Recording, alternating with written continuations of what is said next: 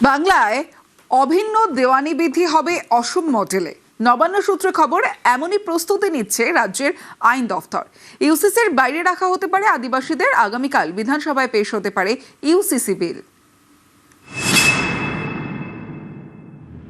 Uniform civil code Bengal में होगा, procedure होता है। गुजरात, उत्तराखंड, आसाम में जिस तरीके से हुआ प्रोसीड्योर मानते हुए होगा।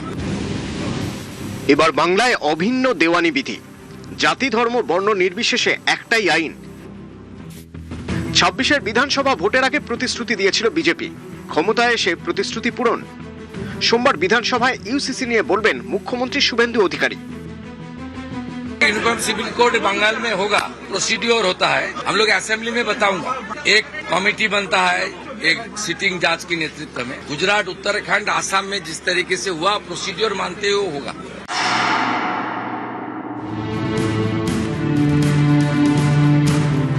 ইতিমধ্যেই উত্তরাখণ্ড, গুজরাট, অসমের মতো বিজেপি শাসিত রাজ্যে অভিন্ন দেওয়ানি বিধি চালু হয়েছে। সূত্রের খবর, অসম মডেলেই ইউসিসি হবে বাংলায়, এমনই প্রস্তুতি নিচ্ছে রাজ্যের আইন দপ্তর।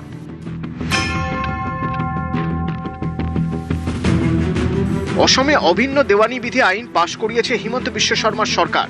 সেই অনুযায়ী বহু বিবাহ নিষিদ্ধ, একের বেশি বিয়ে করলে 7 বছর পর্যন্ত সাজা হতে পারে। বিয়ের রেজিস্ট্রেশন করাতেই হবে। লিভ ইনের ক্ষেত্রেও রেজিস্ট্রেশন বাধ্যতামূলক। লিভ ইন সম্পর্কে হওয়া সন্তান বৈধ উত্তরাধিকারী। সম্পত্তির অধিকারে ছেলে ও মেয়ে সমান। বিয়ের ন্যূনতম বয়স ছেলেদের ক্ষেত্রে 21, মেয়েদের ক্ষেত্রে 18। ইউসিসির মাধ্যমে সমস্ত নাগরিকের সমান আইন হওয়া সংবিধান সেটাই বলেছেন, আমরা সেটাই করছি। বাকি যেসব পিছিয়ে থাকা সমাজ তাদেরকে আলাদা কিছু বিশেষ সুবিধা দেওয়ার দরকার হলে নিশ্চয়ই দেবে, সেটাও সংবিধান অনুযায়ী হবে।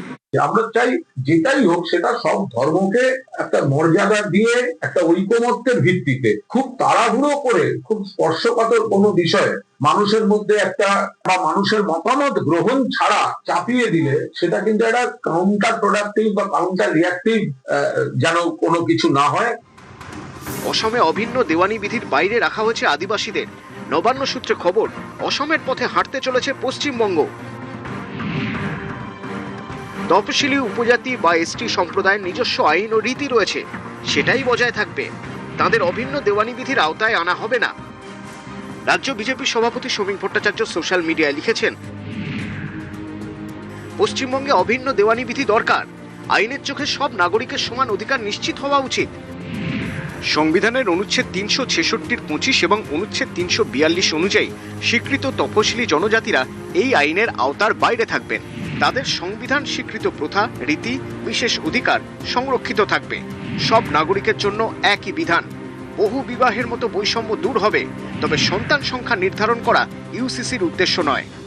আমি চাই আমরা নির্বাচনের আগে মানুষের সামনে যে প্রতিশ্রুতি দিয়েছিলাম, ইউসিসির কথা বলেই আমরা 2 থেকে 303-এ পৌঁছেছি। কোনো হিডেন এজেন্ডা নেই, এটা হবে। পশ্চিমবঙ্গের বৃহত্তর জনসমাজ এবং পশ্চিমবঙ্গের সংখ্যাগরিষ্ঠ মানুষ এই বিলের পক্ষে। এখন বিরোধিতা করবেন, তারা বিতর্কে অংশগ্রহণ করুন। পশ্চিমবঙ্গের মতো করে মাননীয় মুখ্যমন্ত্রী শুভেন্দু অধিকারীর নেতৃত্বে বিল পেশ করছেন। তো এখানে কোনো প্রশ্ন কোনো রাজ্যকে অনুকরণ করা নয়। আর বিজেপি তো একটাই, বিজেপির মধ্যে Kerala line, Bengal line, Assam line এসব বলে কিছু হয় না। বিজেপির লাইনটা বিজেপির লাইন, সেই লাইনে ইউসিসি আসছে। আসাম মডেলকে সামনে রেখেই এ রাজ্যে বিধানসভায় পেশ হতে চলেছে ইউনিফর্ম সিভিল কোড। অর্থাৎ আসামে যেভাবে কার্যকর করা হয়েছে ইউনিফর্ম সিভিল কোড, ঠিক একই মডেলে এ রাজ্যেও কার্যকর করা হতে চলেছে, তেমনটাই সূত্র মারফত খবর। তবে সেক্ষেত্রে বিধানসভায় বিল আকারে পেশ করা হলেও আইন আকারে কার্যকর করতে সময় নেবে নয়া সরকার, তেমনটাই নবান্ন সূত্রে খবর। ক্যামেরায় সৌমেন দাসের সঙ্গে সোমরাজ বন্দ্যোপাধ্যায়, নিউজ 18 বাংলা, কলকাতা।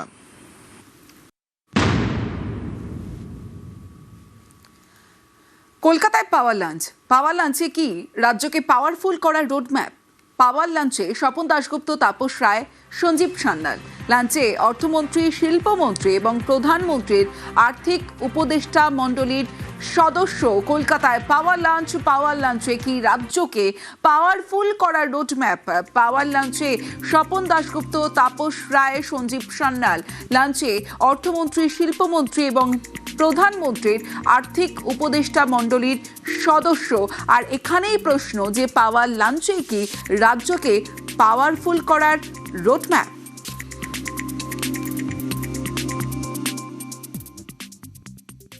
ছবিটা এটা অনেকটা অনেক কিছু অর্থ এই ছবিটা ক্যারি করে, যে পশ্চিমবঙ্গের অর্থমন্ত্রী, পশ্চিমবঙ্গের শিল্পমন্ত্রী এবং প্রধানমন্ত্রীর যিনি অর্থনৈতিক উপদেষ্টা মন্ডলীর খুব গুরুত্বপূর্ণ যার ভূমিকা রয়েছে, তারা তিনজন দক্ষিণ কলকাতার একটি রেস্তোরাঁতে তারা তিনজন আজকে দুপুরবেলা লাঞ্চ করেন। বাংলার যে অগ্রগতি, যে যা নিয়ে এখন সবাই চিন্তিত এবং কেন্দ্র রাজ্য তারা সবাই একসাথে মিলে যেরকম এই রাস্তাটাকে আগে নিয়ে যেতে চাইছে, যে দুপুরবেলার এই যে পাওয়ার লাঞ্চ, অর্থাৎ এই যে তাদের একসঙ্গে খাওয়া দাওয়া, তাতে এই বিষয় নিয়ে অবশ্যই আলোচনা হয়েছে, যেটা আমরা জানতে পারছি সূত্রের মারফতে। তো দুদিন ধরে সঞ্জীব সান্যাল তিনিও কলকাতায় আছেন, তিনিও নানান রকমের সাজেশন দিচ্ছেন এবং কিভাবে বাংলাকে এগিয়ে নিয়ে যাওয়া যায়। স্বপন দাশগুপ্ত, তাপস রায় এবং ওনারা তিনজন বেশ কয়েকবার তাদের মধ্যে বৈঠক হয়েছে। আর এই ছবি কিন্তু পশ্চিমবঙ্গের মানুষের জন্য একটা খুব পজিটিভ বার্তা দিচ্ছে, আর তাই এটা পাওয়ার লাঞ্চের থেকে কিছু অংশে কম নয়। শুভেন্দু, শ্রমিক, সুকান্তর ক্লাসরুমে বিধায়করা এমএলএদের আচরণবিধি ও কার্যপদ্ধতি শেখালেন নেতারা। বিধায়কদের কথা কম কাজ বেশির বার্তা। আমরা বারবার দেখেছি যে রাজ্যে পালা বদলের পর মুখ্যমন্ত্রী শুভেন্দু অধিকারী বারবার বলেছেন কথা কম কাজ বেশি। মঙ্গলবার নিউ টাউনের কনভেনশন সেন্টারে বিধায়কদের বার্তা এবং বার্তা দেন মুখ্যমন্ত্রী, বিজেপি রাজ্য নেতৃত্ব এবং কেন্দ্রীয় পর্যবেক্ষকদের। নিজের এলাকায় অফিস খুলতে হবে, অভিযোগ শুনতে হবে। অফিস খোলার পাশাপাশি বিধায়কদের অফিসের নাম হবে সেবা কেন্দ্র।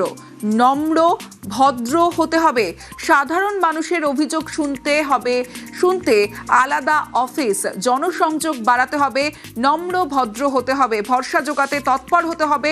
পুরো ভোটের আগে জনসমর্থনে নজর, জমি শক্ত করতে মন্ত্রীদের জেলাভিত্তিক দায়িত্ব, সরকারের পাশাপাশি সংগঠন বিস্তারের কাজে নজর।